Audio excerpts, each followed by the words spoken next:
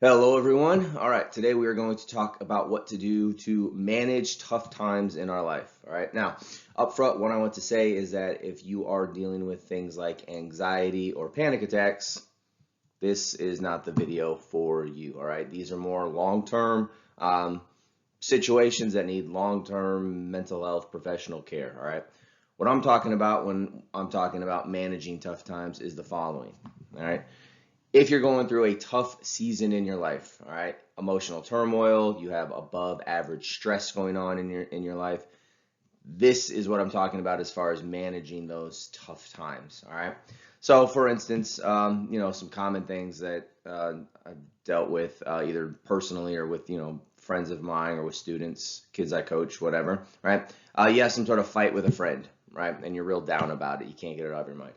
You're disappointed at work or at school, so you're not performing the ways in which you think you should be performing. Maybe you recently lost a job. Maybe you failed a test you studied really hard for. Maybe you're just struggling in a class in general, right? You have a bad breakup, or there's a death of a loved one. All right. These are moments that everybody faces. Again, these are, you should feel something during these moments, some sort of sadness, stress, toughness, etc. That is not the same as chronic anxiety or panic attacks. All right. So again, if you're having these things chronically, that's a problem. When you feel, when you have a tough moment in your life, if you feel, sad about it or frustrated about it, it's like that's normal. All right. If you want to judge whether or not you have some sort of long-term anxiety issues, clinical depression, the way you judge that is if things are going perfectly in your life and you still feel really really bad about it, and you don't know why. Now you're talking about something sort of chronic mental health issues, and that's long-term care therapy that you need. That is not what this video is for. All right. But if you go through a bad situation and you feel bad about it, it's totally normal. This is how we're going to manage it. All right. The first thing to be aware of, all right, is you do not want to wallow in it every day, all day long. All right. You don't want to sit around all day thinking about whatever bad thing has just happened in your life. Again, totally normal to have bad feelings, bad reactions to, work, school, maybe you fell short in an athletic competition. Perfectly fine to feel bad about it, but you can't wallow in it all day, every day. Here's a strategy for managing it. All right. You need to set aside time in your day to wallow in it. All right. So if someone just says like, put it out of your mind, don't deal with it ever, I don't think that's an effective strategy.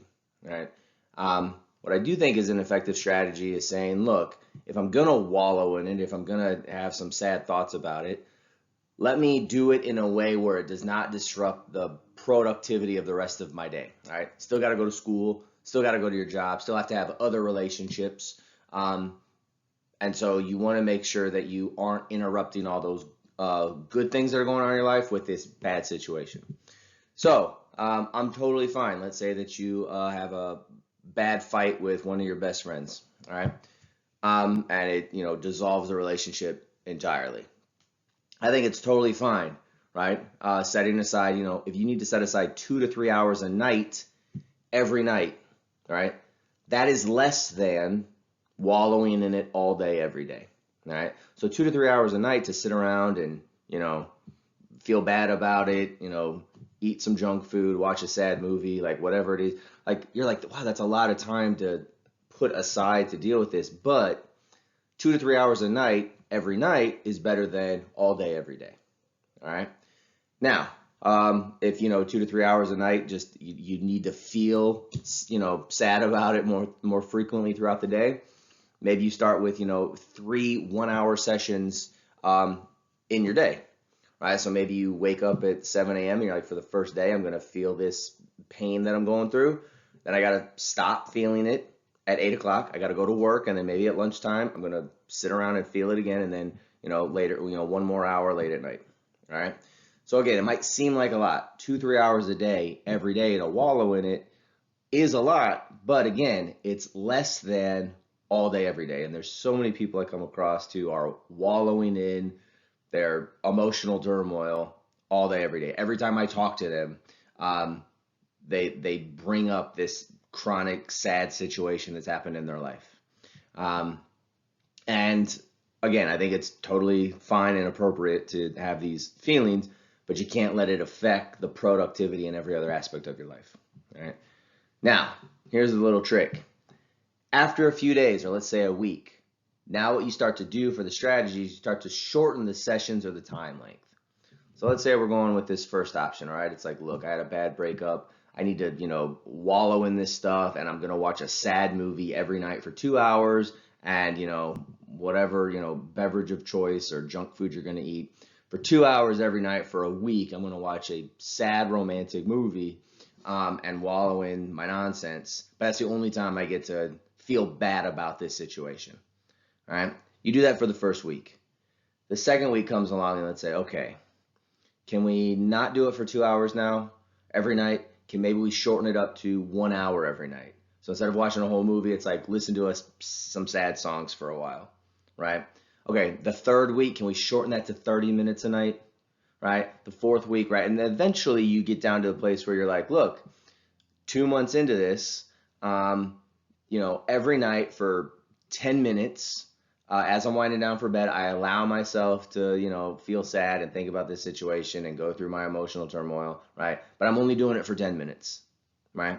And again, if you think about like 10 minutes every day, like that seems like a lot, Josh, but it's a whole lot better than all day, every day, emotional turmoil popping up at inopportune moments, right? If you say, look, I can deal with this at 5 o'clock tonight. 5 to 6 is my time to deal with this stuff.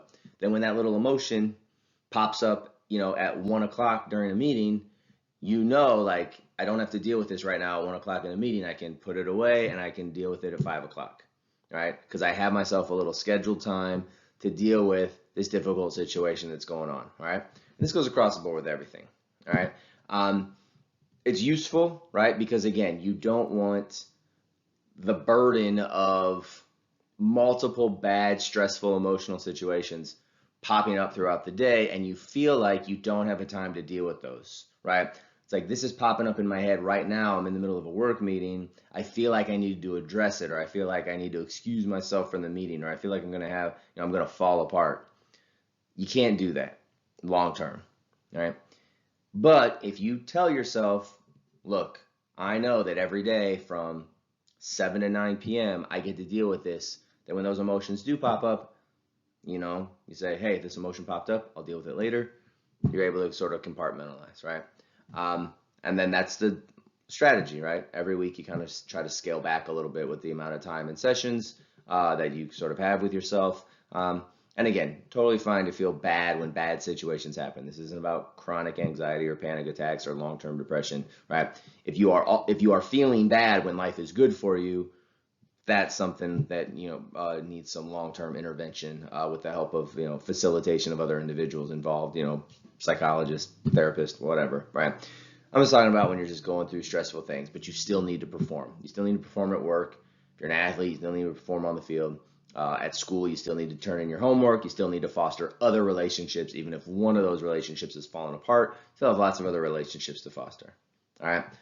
Don't wallow in your stuff all day, every day. Instead, set aside time every day that you allow yourself to wallow in it, so you're still addressing your needs to feel something bad about the situation, right? And then over a long enough period of time, you start scaling it back, scaling it back, scaling it back, and now it's no longer dominating your life 24/7. All right. That's my advice for managing tough times. It's something that I definitely practice, and I try to get other people to practice as well. If it's useful, I hope it's useful to you. If it's not useful, find a different strategy. But this is a strategy that I found useful for myself and others. All right. Thanks. Bye.